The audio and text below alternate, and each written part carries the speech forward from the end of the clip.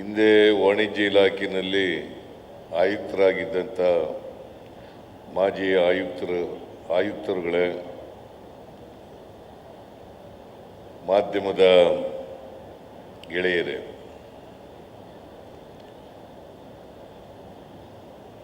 ನಾನು ಅತ್ಯಂತ ಸಂತೋಷದಿಂದ ವಾಣಿಜ್ಯ ತೆರಿಗೆಗಳ ಸೇವಾ ಸಂಘದ ಸುವರ್ಣ ಮಹೋತ್ಸವವನ್ನು ಉದ್ಘಾಟನೆ ಮಾಡಿದ್ದೇನೆ.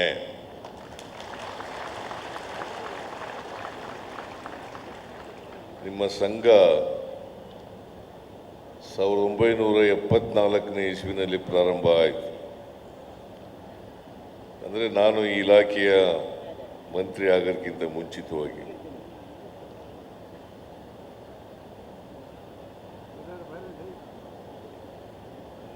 ಈಗ 50 ವರ್ಷಗಳನ್ನು ತುಂಬಿಸಿದೆ. ಒಂದು ಯಾವುದೇ ಸಂಘಟನೆಯಲ್ಲಿ 50 ವರ್ಷಗಳು ಒಂದು ಮೈಲಿಗಲ್ಲು ಅಂತಕ್ಕಂಥದ್ದನ್ನು ಹೇಳಲಿಕ್ಕೆ ಬಯಸ್ತಾ ಇದ್ದೆ.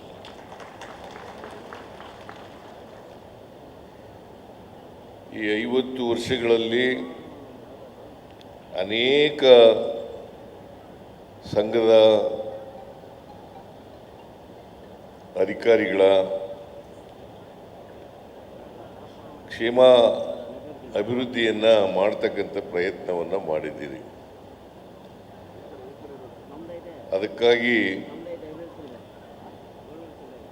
ನಿಮ್ಮ ಸಂಘಟನೆಯ ಇಂದಿನ ಅಧ್ಯಕ್ಷರುಗಳು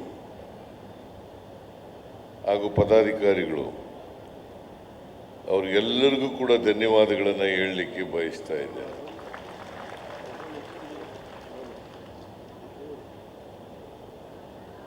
ರಾಯರೆಡ್ಡಿಯವರು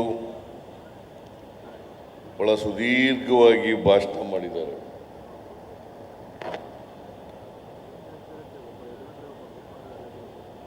ಅವರು ಸ್ವಲ್ಪ ಕೆಲಸ ಕಡಿಮೆ ಇದೆ, ಹಾಗಾಗಿ ಹೆಚ್ಚು ಇಲಾಖೆ ಬಗ್ಗೆ ತಿಳ್ಕೊಳ್ತಕ್ಕಂಥ ಪ್ರಯತ್ನವನ್ನು ಮಾಡ್ತಾರೆ. ನಾನು ಮುಖ್ಯಮಂತ್ರಿ ಆಗಿರೋದ್ರಿಂದ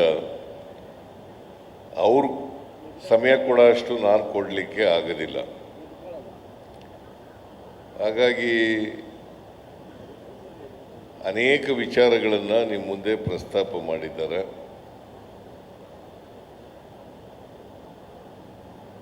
ಅವರು ಹೇಳಿದಂಥ ಎಲ್ಲ ವಿಚಾರಗಳು ಕೂಡ ನಿಮಗೆ ಅರ್ಥ ಆಗಿದೆ. ಅದರಂತೆ ನಡ್ಕೊಳ್ತಕ್ಕಂಥ ಪ್ರಾಮಾಣಿಕ ಪ್ರಯತ್ನವನ್ನು ಮಾಡ್ತೀರಿ ಅಂತಕ್ಕಂಥ ಮಾತುಗಳನ್ನು ಹೇಳಲಿಕ್ಕೆ ಬಯಸ್ತಾ ಇದ್ದೇನೆ. ನಿಮ್ಮೆಲ್ಲರ ಸಹಕಾರದಿಂದ ನಾನು ಕರ್ನಾಟಕದಲ್ಲಿ ಆರ್ಥಿಕ ಇಲಾಖೆಯ ಜವಾಬ್ದಾರಿಯನ್ನು ಹೆಚ್ಚು ಕಾಲ ಮಾಡ್ತಕ್ಕಂಥ ಅವಕಾಶ ಸಿಕ್ತು ಈ ರಾಜ್ಯದಲ್ಲಿ. ನಾನು 94ರಿಂದ 99ರವರೆಗೆ 5 ವರ್ಷ ಹಣಕಾಸಿನ ಮಂತ್ರಿ ಮತ್ತು ಉಪಮುಖ್ಯಮಂತ್ರಿಯಾಗಿ ಕೆಲಸ ಮಾಡಿದೆ.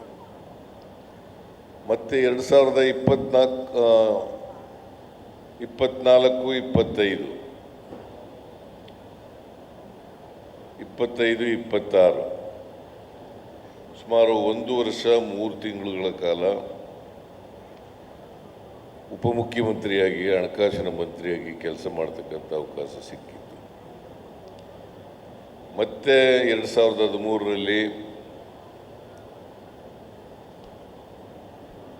ಮುಖ್ಯಮಂತ್ರಿ ಆದೆ. 18-19ವರೆಗೂ ಕೂಡ ನಾನು ಹಣಕಾಸಿನ ಮಂತ್ರಿ ಆಗ್ತಕ್ಕಂಥ ಅವಕಾಶ ಸಿಕ್ಕಿತ್ತು. ಈ ಮತ್ತೆ 2ನೇ ಸಾರಿ ಮುಖ್ಯಮಂತ್ರಿ ಆದಮೇಲೆ ಈಗಾಗಲೇ 2 ವರ್ಷ ತುಂಬ್ತಾ ಇದೆ. 20ನೇ ತಾರೀಕಿಗೆ ಈ ತಿಂಗಳು ಹೊಸಪೇಟೆಯಲ್ಲಿ 2 ವರ್ಷದ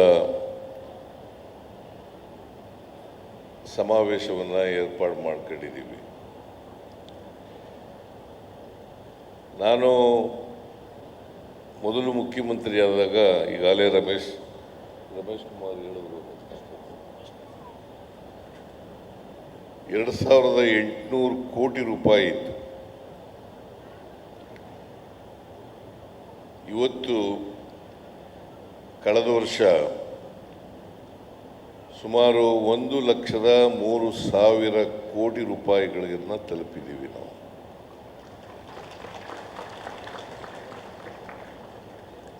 ಒಂದು 1,02,580 ಕೋಟಿನ 586 ಕೋಟಿ ತಲುಪಿದ್ದೀವಿ. ಟಾರ್ಗೆಟ್ ರೀಚ್ ಆಗದೇವರು ಕೂಡ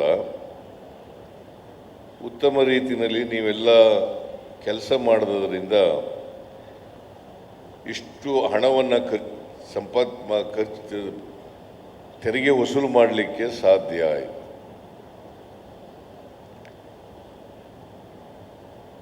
ಇದಕ್ಕೆ ನೀವೆಲ್ಲರೂ ಕೂಡ ಕಾರಣಕರ್ತರು ಅಂತಕ್ಕಂಥ ಮಾತುಗಳನ್ನು ಹೇಳಲಿಕ್ಕೆ ಬಯಸ್ತಾ ಇದ್ದೇನೆ. ಅಡಿಷನಲ್ ಕಮಿಷನರಿಂದ ಹಿಡಿದು ಇನ್ಸ್ಪೆಕ್ಟರ್ವರೆಗೆ ಮತ್ತು ಕಮಿಷನರ್ ಆಗಿರ್ತಕ್ಕಂಥವ್ರು, ಆಯುಕ್ತರು, ಅವರೆಲ್ಲರೂ ಕೂಡ ಕಾರಣಕರ್ತರು. ಅವರಿಗೆ ನಿಮ್ಮೆಲ್ಲರಿಗೂ ಕೂಡ ಮತ್ತು ಕಮಿಷನರಿಗೆ ಧನ್ಯವಾದಗಳನ್ನು ಹೇಳಲಿಕ್ಕೆ ಬಯಸ್ತಾ ಇದ್ದೇನೆ. ಕಳೆದ ವರ್ಷ ಶಿಖಾ ಇದ್ದರು, ಈ ವರ್ಷ ಬನ್ಸಾಲ್ ಇದ್ದಾರೆ. ವಿಪುಲ್ ಬನ್ಸಾಲ್, ನಾನು ಬನ್ಸಾಲ್ ಅಂತ ಅಷ್ಟೇ ಹೇಳಿದ್ದೆ, ನೀನು ವಿಪುಲ್ ಕೂಡ ಹೇಳ್ತಾ ಇದ್ದೆ. ಆಯಿತು, ವಿಪುಲ್ ಬನ್ಸಾಲ್ ಅವರಿದ್ದಾರೆ. ಈಗಾಗಲೇ ಹೇಳ್ದಾಗೆ ತೆರಿಗೆ ವಸೂಲು ಮಾಡೋದಿದೆಯಲ್ಲ, ಅದು ಭಾಳ ಜವಾಬ್ದಾರಿಯುತವಾದಂಥ ಕೆಲಸ. ಮತ್ತು ಈ ತೆರಿಗೆ ವಸೂಲು ಮಾಡೋ ಇಲಾಖೆಗಳಿದ್ದಾವಲ್ಲ, ಇದಕ್ಕೆ ಹೆಚ್ಚು ಜವಾಬ್ದಾರಿಯಿಂದ ಕೆಲಸ ಮಾಡ್ತಕ್ಕಂಥ ಅಧಿಕಾರಿಗಳಿದ್ದರೆ ಹೆಚ್ಚು ತೆರಿಗೆ ವಸೂಲಾಗಲಿಕ್ಕೆ ಸಾಧ್ಯ ಆಗ್ತದೆ.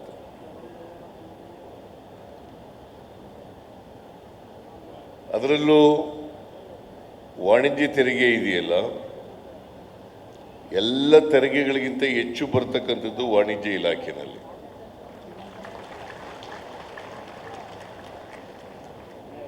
ನಿಮ್ಮ ಜವಾಬ್ದಾರಿ ಜಾಸ್ತಿ ಇದೆ. ಈ ವರ್ಷ 1,20,000 ಕೋಟಿ ರೂಪಾಯಿಗಳನ್ನು ಟಾರ್ಗೆಟ್ ಕೊಟ್ಟಿದ್ದೀವಿ. 1,20,000 ಕೋಟಿ. ಹೋದ ವರ್ಷ ಸುಮಾರು 1,03,000 ಕೋಟಿ, 17,000 ಕೋಟಿ ಜಾಸ್ತಿ ಮಾಡಿದ್ದೀವಿ. ಕಾರಣ ಯಾಕಪ್ಪ ಅಂತಂದರೆ ಅವಕಾಶ ಇದೆ, ಇದೆಯೋ ಇಲ್ವೋ? ಅವಕಾಶ ಇದೆ. ಏನರಪ್ಪ ಅವಕಾಶ ಇದೆಯೋ ಇಲ್ವೋ?